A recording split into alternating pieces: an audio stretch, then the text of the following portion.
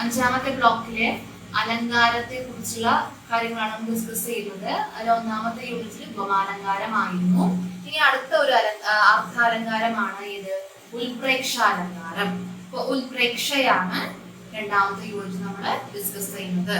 ഉൽപ്രേക്ഷതേ ഇത്യുത്പ്രേക്ഷ സംഭാവനാസ്യ ഉൽപ്രേക്ഷ വസ്തുഹേതുഫലാത്മന ഉക്താനുക്താസ്പദാദ്യത്ര സിദ്ധാസിദ്ധാസ്പദേ പരേ. സംഭാവന ഉൽപ്രേക്ഷ സ്യാത്. സംഭാവനയാണ് ഉൽപ്രേക്ഷ. ഇപ്പൊ ഒരു വസ്തുവിനോട് മറ്റൊരു വസ്തുവിനുള്ള സാദൃശ്യം അത് അങ്ങനെ തന്നെയാണ് എന്ന് സംഭാവന ചെയ്യുന്നതിനെയാണ് ഉൽപ്രേക്ഷ എന്ന് പറയുന്നത്. അതുപോലെ എന്നല്ല, അത് തന്നെയാണ് എന്ന് സംഭാവന ചെയ്യുന്നതിനെയാണ് ഉൽപ്രേക്ഷ എന്ന് പറയുന്നത്. അന്യധർമ്മ സംബന്ധേന അന്യസ്യ അന്യതാദാത്മ്യം സംഭാവനം. ഒരു വസ്തുവിൽ ഉണ്ടാകേണ്ട ധർമ്മം മറ്റൊരു വസ്തുവിൽ ഉണ്ടാകുമ്പോൾ ഇത് ആ വസ്തുവാണോ എന്ന് നിശ്ചയവും സംശയവുമല്ലാത്ത ഒരു ജ്ഞാനത്തോടെ കാവ്യാത്മകമായിട്ട് നിർവചിക്കുന്നതിനെയാണ് സംഭാവന എന്ന് പറയുന്നത്.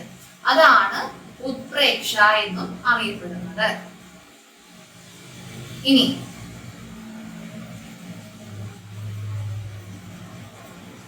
ഒരു വസ്തുവിന്റെ ധർമ്മ സാദൃശ്യം കൊണ്ട് മറ്റൊരു വസ്തുവിന്റെ ധർമ്മ സാദൃശ്യവുമായി ആ വസ്തുവിനെ ചിത്രീകരിക്കപ്പെടുമ്പോൾ ആണ് ഉൽപ്രേക്ഷ വരുന്നത്.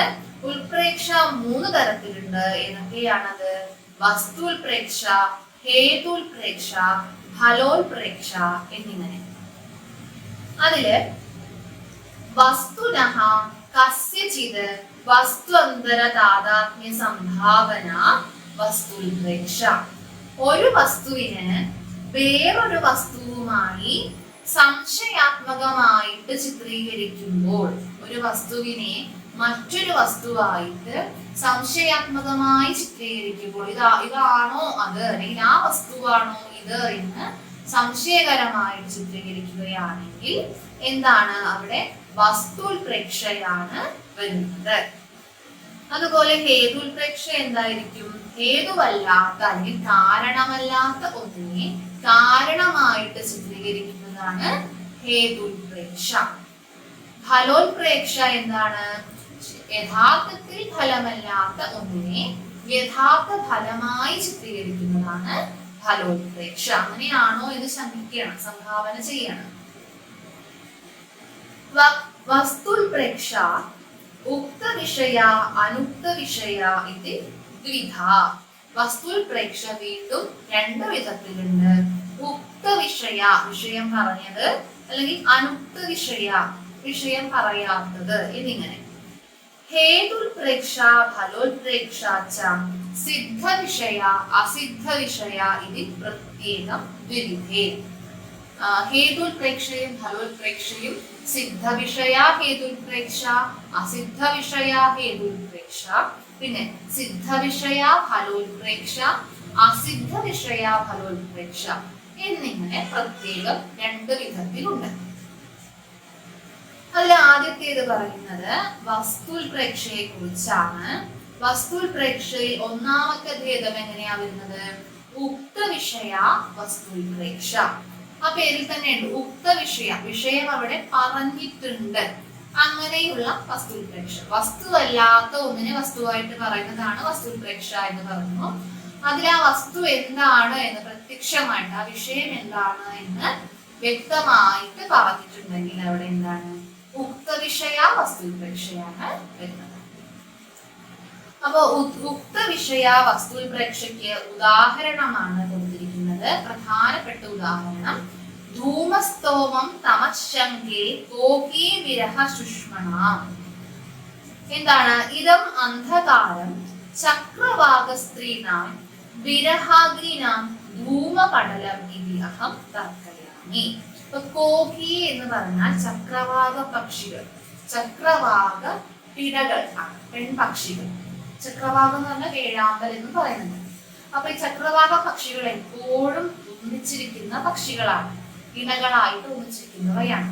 അപ്പൊ ഇണയുടെ വേർപാടിൽ അതീവമായിട്ട് വിരഹം അനുഭവിക്കുന്ന ചക്രവാക പക്ഷികളുടെ വിരഹത്തിൽ നിന്നുണ്ടായ പുകപടലമാണോ ഈ ഇരുട്ട് എന്ന് ഞാൻ ശങ്കിക്കുന്നു എന്ന് പറയണം. നോക്കാം. ചക്രവാക പക്ഷികളുടെ വിരഹമാകുന്ന അഗ്നിയിൽ നിന്നുണ്ടാകുന്ന പുകപടലം ഇരുട്ടാണോ എന്ന് ഞാൻ ശങ്കിക്കുന്നു. അത്ര ഇവിടെ അന്ധകാരാത്മകം വസ്തു കോഹി വിരഹാഗ്നീനാം ധൂമപടലേന വസ്തുന്തര താദാത്മ്യതയാ ഉക്തത്വാത് വസ്തുപ്രേക്ഷ. ഇവിടെ കാവ്യാത്മകമായിട്ട് പുകപടലത്തെ ഇരുട്ടാണോ എന്ന് ശങ്കിക്കുന്നു.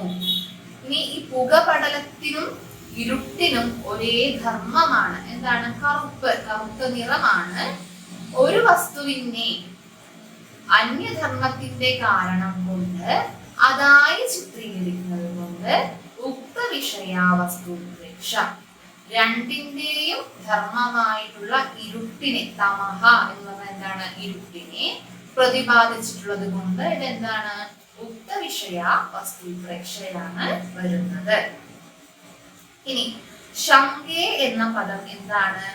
ഉൽപ്രേക്ഷാദ്യോതകമായിട്ടുള്ള ശബ്ദമാണ്. ഉൽപ്രേക്ഷയെ സൂചിപ്പിക്കുന്ന ശബ്ദമാണ് ശങ്കേ എന്നത്. അതുപോലെ തന്നെ മന്യേ, ധ്രുവം, പ്രായഃ, നൂനം ഇവ മുതലായ പദങ്ങളും ഇതിൽ ഉപയോഗിക്കുന്നുണ്ട്. ഉൽപ്രേക്ഷാലങ്കാരത്തെ സൂചിപ്പിക്കുവാൻ നൽകുന്നുണ്ട്. ഇനി വസ്തുൽപ്രേക്ഷയ്ക്ക് മറ്റൊരു ഉദാഹരണം അവിടെ കൊടുത്തിട്ടുണ്ട്. ബാലേന്ദു വക്രാണ്യ വികാസഭാവ ബഭൂ പലാശാന്യതിരോഹിതാനി സദ്യോ വസന്തേന സമാഗതാനാം നഖക്ഷതാനീവ വനസ്ഥലീനാം. സഹസാ വസന്തം സമാഗമനേന വനസ്ഥലീനാം നഖക്ഷതാനി ഇവ ബാലേന്ദു വക്രാണി അവികാസഭാവാത് അതിലോഹിതാനി പലാശാനി ശുശുഭിരേ. ഇവിടെ എന്താ പറയുന്നത്? പെട്ടെന്ന് വസന്തത്തിന്റെ ആഗമനത്താൽ വനസ്ഥലികളുടെ നഖക്ഷതങ്ങൾ പോലെ ഉദയചന്ദ്രന്റെ വക്രമായതും വളഞ്ഞതും അവികസിതമാകയാൽ കൂടുതൽ ചുവപ്പ് നിറമുള്ളതുമായ പലാശ കുസുമങ്ങൾ ശോഭിച്ചു. പലാശം പറഞ്ഞാൽ മുരുക്കിൻ പൂവുകൾ ശോഭിച്ചു. അപ്പോ വസന്തകാലത്തെ മുരുക്കിൻ പൂവുകളുടെ ശോഭയെ വർണ്ണിക്കുകയാണ്. പെട്ടെന്നുള്ള വസന്തത്തിന്റെ ആഗമനത്താൽ ഈ വനസ്ഥലികൾക്കേറ്റ നക്ഷതങ്ങൾ പോലെ ഉദയചന്ദ്രന്റേതുപോലെ വക്രമായതും വളഞ്ഞതും അവികസിതമല്ല വിടരാത്തതിനാൽ കൂടുതൽ ചുവപ്പ് നിറമുള്ളതുമായിട്ടുള്ള പലാശ പുഷ്പങ്ങൾ മുരുക്കിൻ പൂവുകൾ ശോഭിച്ചു. അപ്പൊ മുരുക്കിൻ പൂവിന്റെ നിറം ചുവപ്പാണ്, ഒരു വളഞ്ഞ ആകൃതിയിലാണ് അതുള്ളത്. അപ്പൊ അത് കാണുമ്പോൾ എന്താണ്? വസന്തത്തിന്റെ പെട്ടെന്നുള്ള ആഗമനത്താൽ വനങ്ങൾക്ക് ഏറ്റ നവക്ഷതമാണോ എന്ന് തോന്നുന്നു. അത്ര ഇവിടെ പലാശ പുഷ്പങ്ങളുടെ വക്രത്വാത് ലോഹിതത്വാത് ച വക്രതയും ചുവപ്പ് നിറവും തേഷാം നഖക്ഷതാനി ഇവ ഭാസമാനത ഇതി അവകളുടെ നക്ഷതങ്ങൾ പോലെ ശോഭിക്കുന്നതാണെന്ന് തോന്നുന്നതിനാൽ വസ്തുവല്ലാത്ത ഒന്നിനെ, അതായത് നക്ഷതങ്ങളൊന്നുമല്ല എങ്കിലും അതിനെ നക്ഷതമായി ചിത്രീകരിച്ചിരിക്കുന്നത് കൊണ്ട് ഇവിടെ എന്താണ്? വസ്തുപ്രേക്ഷയാണ് വരുന്നത്. ഇവിടെ ഉപമേയങ്ങളായിട്ടുള്ള പലാശ പുഷ്പങ്ങളെ പറഞ്ഞിട്ടുണ്ട് അല്ലെങ്കിൽ പരാമർശിച്ചിട്ടുണ്ട് എന്നതുകൊണ്ട് ഇവിടെ എന്താണ് ഉക്ത വിഷയ വസ്തുപ്രേക്ഷയാണ് വരുന്നത്. അടുത്തത് അനുക്ത വിഷയ വസ്തുപ്രേക്ഷയാണ്. അതിനുള്ള ഉദാഹരണം കൊടുത്തിരിക്കുന്നത് ലിംബതീവ തമോഗാനി വർഷതീവ അഞ്ജനം അഭഹ.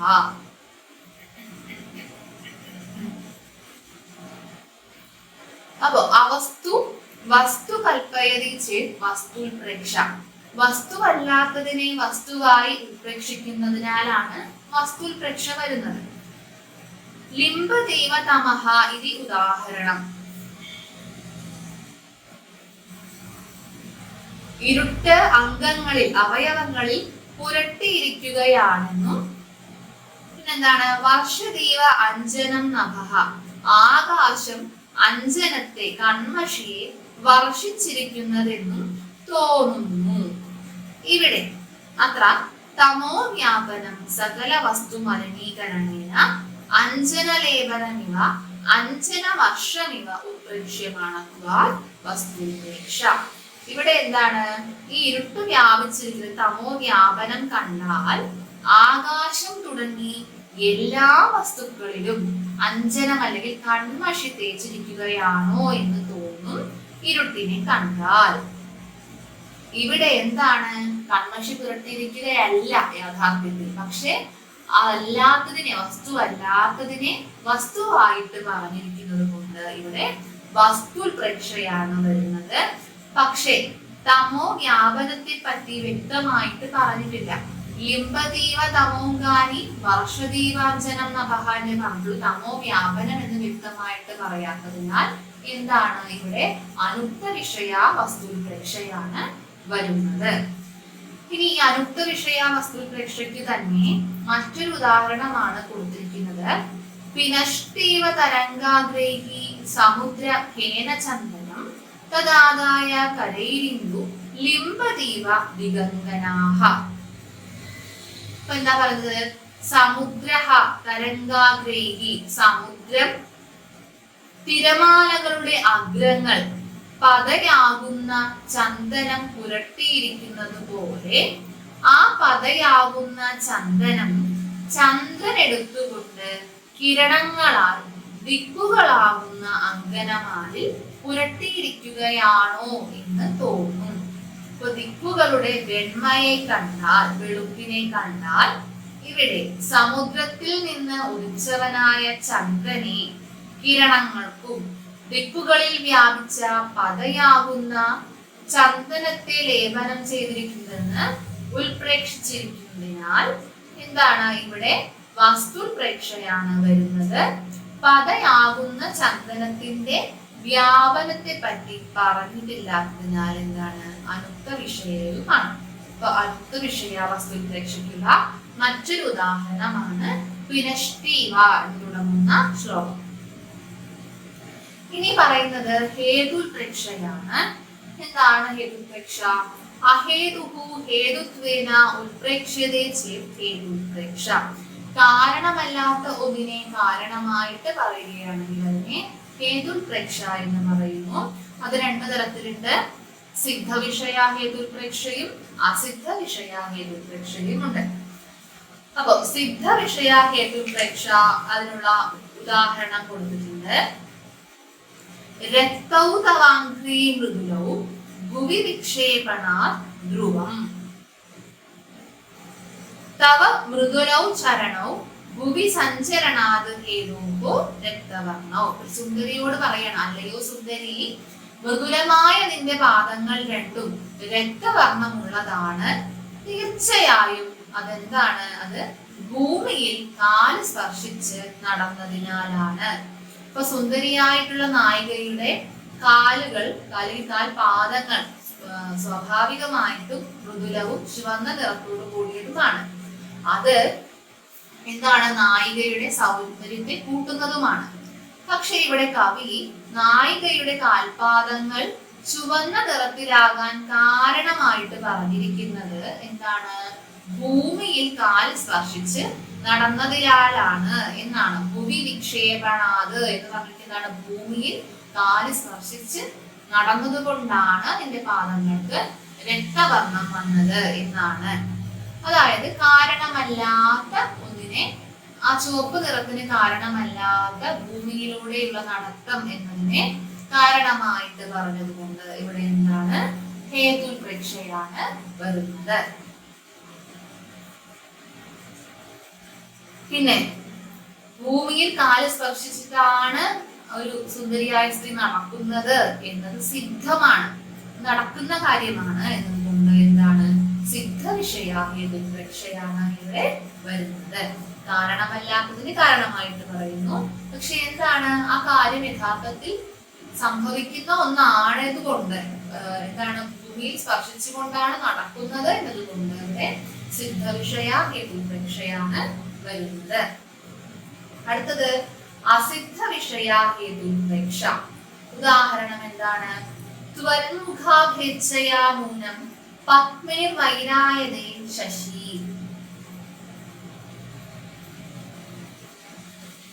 ഇവിടെ സുന്ദരിയുടെ മുഖത്തെ വർണ്ണിക്കുകയാണ്. ഹേ സുന്ദരി, അല്ലയോ സുന്ദരി, ചന്ദ്രഃ തവ മുഖസ്യ സൗന്ദര്യം ലബ്ധുമിച്ഛയ. ചന്ദ്രൻ നിന്റെ മുഖത്തിന്റെ സൗന്ദര്യത്തെ ലഭിക്കണമെന്ന ആഗ്രഹത്താൽ എന്ത് ചെയ്തിരിക്കുന്നു? കമലൈഹി സഹ വൈരം കരോതി. താമരകളോട് വൈരാഗ്യം പ്രാപിച്ചിരിക്കുന്നു. അതായത് താമരകളെ വെറുക്കുവാൻ തുടങ്ങിയിരിക്കുന്നു. അത്ര ചന്ദ്രപത്മയോഹോ വിരോധേ സ്വാഭാവികേ അപി തത്ര തന്വീ മുഖകാന്തിലാഭേച്ഛാ ഹേതുത്വേന ഉത്പ്രേക്ഷ്യതേ ഇത്യതഃ ഹേതുപ്രേക്ഷ. ഇവിടെ എന്താണ്? ചന്ദ്രന്റെയും താമരകളുടെയും വൈരാഗ്യം എന്നത് സ്വാഭാവികമാണ്. കാരണം സൂര്യൻ ഉദിക്കുമ്പോഴാണ് താമരകൾ വിടരുന്നത്. സൂര്യൻ അസ്തമിക്കുമ്പോൾ ചന്ദ്രൻ വരുന്ന സമയത്ത് എന്താണ്? താമരകൾ വാടുകയും ചെയ്യുന്നു. അപ്പോ ചന്ദ്രൻ വരുമ്പോൾ താമരകൾ വാടുന്നുണ്ട് എന്നത് നടന്നുകൊണ്ടിരിക്കുന്ന കാര്യമാണ്, സ്വാഭാവികമായിട്ടുള്ള കാര്യമാണ്. അപ്പൊ ഈ സുന്ദരിയുടെ മുഖകാന്തിയെ ലഭിക്കണമെന്ന ആഗ്രഹം കാരണമായിട്ടാണ് എന്ന് പറഞ്ഞതുകൊണ്ട് എന്താണ്? കാരണമല്ലാത്ത ഒന്നിനെ പറഞ്ഞതുകൊണ്ട് ഇവിടെ ഹേതുപ്രേക്ഷയാണ് വരുന്നത്. പക്ഷെ ചന്ദ്രന്റെ കാന്തി പോലെ മുഖകാന്തി ലഭിക്കണം എന്നുള്ള ആഗ്രഹം, ചന്ദ്രന് ഈ സുന്ദരിയുടെ ശോഭ പോലെ ഭംഗി ലഭിക്കണം എന്നുള്ള ആഗ്രഹം അപ്രസിദ്ധമാണ് എന്നിരിക്കെ, അങ്ങനെ ഒരു കാര്യം നടക്കാനേ സാധ്യതയില്ല എന്നുകൊണ്ടിരിക്കെ എന്താണ്? ഇത് അസിദ്ധ വിഷയ ഹേതുപ്രേക്ഷയാണ് വരുന്നത്. അപ്പൊ എന്താണ്? നിന്റെ താമരയും ചന്ദ്രനും തമ്മിലുള്ള വൈരാഗ്യം എന്നത് എന്താണ്? ഈ മുഖത്തിന്റെ ഇത്രയും ഭംഗി കിട്ടണമെന്ന ആഗ്രഹത്താലാണ് എന്ന കാരണമല്ലാത്ത ഒന്നിനെ പറയുന്നുണ്ട്. അതുകൊണ്ട് അവിടെ ഹേതുപ്രേക്ഷയാണ്. പക്ഷെ എന്താണ്? ചന്ദ്രന് ഈ സുന്ദരിയുടെ മുഖത്തിന്റെ ശോഭ കിട്ടുവാനുള്ള ആഗ്രഹത്താലാണ് എന്ന ഒരു കാര്യം ഒട്ടും യാഥാർത്ഥ്യമല്ല, സ്വാഭാവികമല്ലാത്തതിനാൽ അവിടെ അസിദ്ധ വിഷയ ഹേതുപ്രേക്ഷയാണ് വരുന്നത്. ഇനി ഫലോത്പ്രേക്ഷ എന്താണെന്ന് നോക്കാം. ഫലോത്പ്രേക്ഷ എന്താണ്? അഫലം ഫലത്വേന ഉത്പ്രേക്ഷ്യതേ ചേത് ഫലോത്പ്രേക്ഷ. കാരണം ഫലമല്ലാത്ത, യഥാർത്ഥത്തിൽ ഫലമല്ലാത്ത ഒന്നിനെ ഫലമായിട്ട് പറയുകയാണെങ്കിൽ, ഫലമായി ചിത്രീകരിക്കുമ്പോൾ അതിനെയാണ് ഫലോത്പ്രേക്ഷ എന്ന് പറയുന്നത്. പ്രസിദ്ധ വിഷയ ഫലോത്പ്രേക്ഷ. അതിനുള്ള ഉദാഹരണമാണ് മധ്യക്കിം ഉജയോധൃത്യേ ബദ്ധ കനകദാമഭിഹി. ഒരു സുന്ദരിയോട് ചോദിക്കുകയാണ്, അലയോ സുന്ദരി, തവ മധ്യഃ, നിന്റെ മധ്യഭാഗം, ശരീരത്തിന്റെ മധ്യഭാഗം, കിമർത്ഥം കനകദാമഭിഹി ബദ്ധഃ, എന്തിനാണ് സ്വർണ്ണ നൂലിനാൽ ബന്ധിച്ചിരിക്കുന്നത്? സ്തനയോഹോ ധൃത്യേ, ധാരണമായ കിം, സ്തനങ്ങളുടെ ധാരണം എന്തിന്? അത്ര കനകദാമബന്ധനസ്യ ഫലം ഭുജധാരണം ഇതി ഉത്പ്രേക്ഷ്യത. ഇവിടെ എന്താണ്? കനകച്ചരട്, സ്വർണ്ണ നൂല് കൊണ്ടുള്ള ബന്ധനം എന്ന ഫലത്തെ ഉദ്ദേശിച്ചിട്ടാണോ ഭുജധാരണം അല്ലെങ്കിൽ സ്തനധാരണം ചെയ്തിരിക്കുന്നതെന്ന് ഉത്പ്രേക്ഷിച്ചിരിക്കുന്നത് കൊണ്ട്, ശമിച്ചിരിക്കുന്നത് കൊണ്ട് ഇവിടെ എന്താണ്? ഫലോത്പ്രേക്ഷയാണ്. അപ്പോ സ്വാഭാവികമായിട്ടും എന്താണ്? സ്ഥാനത്തെ ധരിക്കുന്നു എന്നതിനാൽ ഇവിടെ സിദ്ധവിഷയാണ്. പക്ഷെ എന്താണ്? ഫലമല്ലാത്ത ഒന്നിനെ ഫലമായിട്ടാണ് പറഞ്ഞിരിക്കുന്നത്. അതുകൊണ്ട് സിദ്ധവിഷയ ഫലോത്പ്രേക്ഷയാണ് വരുന്നത്. അതിന് മറ്റൊരു ഉദാഹരണം കൊടുത്തിട്ടുണ്ട്. പൂരം വിദുർവർദ്ധയിതും, പൂരം എന്നല്ല പരം എന്നാണ്, പരം വിദുർവർദ്ധയിതും പയോധേ ശങ്കേയമേണാംഗമണിം കിയന്തി പയാംസിദോക്തി പ്രിയവിപ്രയോഗേ സശോകകോഹീ നയനേ കിയന്തി ചന്ദ്രോദയെ സമുദ്രബൃംഭണം വർണ്ണയതി. ചന്ദ്രൻ ഉദിക്കുന്ന സമയത്ത് സമുദ്രത്തിന്റെ ബൃംഭണം എന്ന വർദ്ധനവിനെ പറയുകയാണ്. സമുദ്രത്തെ വർദ്ധിപ്പിക്കുവാനാണോ എന്ന് തോന്നും ചന്ദ്രകാന്തക്കല്ലിനെ അലിയിക്കുന്നത്. അതുപോലെ പ്രിയ വിയോഗത്തിൽ ചക്രവാകപ്പിട കണ്ണുനീർ പൊഴിക്കുന്നു. ഇവിടെ ചന്ദ്രകാന്തക്കല്ലിന്റെ അലിയിക്കലും ചക്രവാക പക്ഷിയുടെ കണ്ണുനീർ പൊഴിക്കലും സമുദ്രം വർദ്ധിപ്പിക്കുന്നു എന്നുള്ള ഫലത്തെ ഉദ്ദേശിച്ചല്ല. ഇങ്ങനെ ഫലമല്ലാത്ത ഒന്നിനെ ഫലമായിട്ട് ഉത്പ്രേക്ഷിച്ചതിനാൽ എന്താണ്? ഇവിടെ ഫലോത്പ്രേക്ഷയാണ് വരുന്നത്. ചന്ദ്രന്റെ ഉദയത്തിൽ സമുദ്രം വർദ്ധിക്കും, അതായത് വേലിയേറ്റം സംഭവിക്കും എന്നുള്ളത് സ്വാഭാവികമായതിനാൽ ഇവിടെ എന്താണ്? സിദ്ധവിഷയ ഫലോത്പ്രേക്ഷയാണ് വരുന്നത്. ഇനി അസിദ്ധ വിഷയ ഫലോത്പ്രേക്ഷ, അതിന് ഉദാഹരണമാണ് പ്രായോജ്യം വത്പദേനൈക്യം പ്രാപ്തും തോയേ തപസ്യതി. എന്താ പറയുന്നത്? കാന്തായാഹ പാദം വർണ്ണയതി, ഒരു സുന്ദരിയുടെ പാദങ്ങളെ വർണ്ണിക്കുകയാണ്. പ്രായഃ മിക്കവാറും അല്ലെങ്കിൽ തീർച്ചയായും കമലം താമര തവ പദേന നിന്റെ പദങ്ങളുടെ, നായികയുടെ പദങ്ങളുമായിട്ട് ഐക്യം പ്രാപ്തു തുല്യത പ്രാപിക്കുവാനാണ് ജലേ തപസ്സിതി. തോയം എന്ന് പറഞ്ഞാൽ ജലം, ജലേ തപസ്സിതി ജലത്തിൽ തപസ് ചെയ്യുന്നത്. അപ്പോ നിന്റെ പാദമാകുന്ന താമരകളുടെ തുല്യത പ്രാപിക്കുവാനാണോ എന്ന് തോന്നും. താമരകൾ, യഥാർത്ഥത്തിലുള്ള താമരകൾ ജലത്തിൽ സ്ഥിതി ചെയ്യുന്നത് കണ്ടാൽ അത്ര ജലജസ്യ ജലസ്ഥിതി സ്വാഭാവികീയ. ഇവിടെ എന്താണ്? താമരകൾ ജലത്തിൽ നിൽക്കുന്നു എന്നത് സ്വാഭാവികമായിട്ടുള്ള ഒരു കാര്യമാണ്. തദ്ഫലം തു അതിന്റെ ഫലമാകട്ടെ കാന്തായാഹ പാദേന ഐക്യപ്രാപ്തിഹീന. അതിന്റെ ഫലം ഒരിക്കലും എന്തല്ല? സുന്ദരിയുടെ പാദവുമായിട്ട് താദാത്മ്യം പ്രാപിക്കുക എന്നല്ല. തഥാപി അങ്ങനെയാണെങ്കിലും കാമിനി പാദ സായുജ്യ പ്രാപ്തി രൂപം ഫലം ഇച്ഛന്തി കൽപ്പന ഫലോപേക്ഷ. പക്ഷേ എന്താ കവി പറഞ്ഞിരിക്കുന്നത്? സുന്ദരിയുടെ പാദവുമായിട്ട് താദാത്മ്യം പ്രാപിക്കുവാനാണ് എന്ന് പറഞ്ഞിരിക്കുന്നത്, എന്ന ഫലത്തെ പറഞ്ഞിരിക്കുന്നതിനാൽ ഇവിടെ എന്താണ്? ഫലോപേക്ഷയാണ് വരുന്നത്. ഫലമല്ലാത്ത ഒന്നിനെ ഫലമായിട്ട് പറഞ്ഞത് കൊണ്ട് ഫലോപേക്ഷയാണ്. പിന്നെ എന്താണ് ഇവിടത്തേത്? എന്താണ്? ഒരു അസിദ്ധ വിഷയമാണ്, ഒട്ടും നടക്കാൻ സാധ്യതയില്ലാത്ത കാര്യമാണ് പറഞ്ഞിരിക്കുന്നത് കൊണ്ട് അസിദ്ധ വിഷയ ഫലോപേക്ഷയാണ് വരുന്നത്.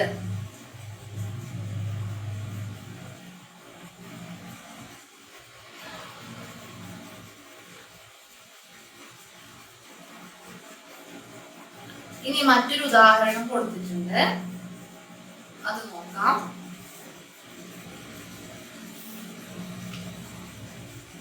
രഥസ്ഥിതാനാം പരിവർത്തനായ പുരാതനാനാം ഇവ വാഹനാനാം ഉത്പത്തി ഭൂമോ ദുരഗോത്തമാനാം ദിശിപതസ്തേ രവിരുത്തരസ്യ. സൂര്യന്റെ ഉത്തര ദിഗ്ഗമനത്തെ കവി വർണ്ണിക്കുകയാണ്. ഉത്തര ദിക്ക് വടക്ക് ദിക്കിലേക്കുള്ള പോക്ക്. രാവിലെ തൊട്ടേ രഥത്തിൽ സ്ഥിതി ചെയ്യുന്നതായ ഓടി അവശരായിട്ടുള്ള കുതിരകളുടെ പരിവർത്തനം, അവരെ കുതിരകളെ മാറ്റിക്കിട്ടുക എന്ന ഫലത്തെ ഉദ്ദേശിച്ചിട്ടാണോ എന്ന് തോന്നും. പ്രസിദ്ധ കുതിരകളുടെ ഉത്പത്തി ഭൂമിയായ ഉത്തര ദിക്കിലേക്കുള്ള സൂര്യന്റെ ഗമനം. ഈ കുതിരകളെ മാറ്റിക്കെട്ടുവാനാണോ? ക്ഷീണിച്ച കുതിരകളെ മാറ്റി കെട്ടുവാനാണോ ഈ കുതിരകളുടെ ഉത്ഭവ ഭൂമിയായിട്ടുള്ള ഉത്തര ദിക്കിലേക്ക് സൂര്യൻ പോകുന്നത് എന്ന് തോന്നും. ഇവിടെ ഉത്തര ദിക്കിലേക്കുള്ള സൂര്യന്റെ ഗമനം രഥം ഓടിച്ചുകൊണ്ടിരുന്ന ക്ഷീണിച്ച് അവശരായിട്ടുള്ള കുതിരകളുടെ പരിവർത്തനം എന്നുള്ള ഫലത്തെ ഉദ്ദേശിച്ചിട്ടാണെന്ന് തോന്നുന്നതിനാൽ ഫലോത്പ്രേക്ഷയാണ് വരുന്നത്. ഫലമല്ലാത്ത ഒന്നിനെ ഫലമായിട്ട് പറയുന്നു. ഇനി എന്താണ്? കുതിരകളെ മാറ്റി കെട്ടുക എന്നുള്ള കാര്യം എന്താണ്? അസിദ്ധമാണ്, ഒരിക്കലും സംഭവിക്കാൻ സാധ്യതയില്ലാത്തതായതുകൊണ്ട് അത് അസിദ്ധ വിഷയ ഫലോത്പ്രേക്ഷയാണ് വരുന്നത്. ഇങ്ങനെ 3 തരത്തിലുള്ള ഉത്പ്രേക്ഷാലങ്കാരങ്ങൾ, ആ 3ലും 2 വിധത്തിലുള്ള ഭേദങ്ങളുണ്ട്. അങ്ങനെ 6 തരത്തിലാണ് ഉത്പ്രേക്ഷാലങ്കാരം വരുന്നത്. അപ്പൊ ഓരോന്നിന്റെയും എന്ത് പഠിച്ചു വെക്കുക? വസ്തുപ്രേക്ഷ എന്താണ്, ഹേതുപ്രേക്ഷ എന്താണ്, ഫലോത്പ്രേക്ഷ എന്താണെന്ന് മനസ്സിലാക്കി വെക്കുക. അതിന്റെ വിഭാഗങ്ങൾ ഉത്തവിഷയ, അനുക്തവിഷയ, സിദ്ധവിഷയ, സിദ്ധവിഷയ എന്ന് മനസ്സിലാക്കിയ ശേഷം അതിൽ ഓരോന്നിനും വരുന്ന ഉദാഹരണങ്ങളും പഠിച്ചു വെക്കുക. ഇത്രയും പറഞ്ഞത് മനസ്സിലായെന്ന് വിശ്വസിക്കുന്നു.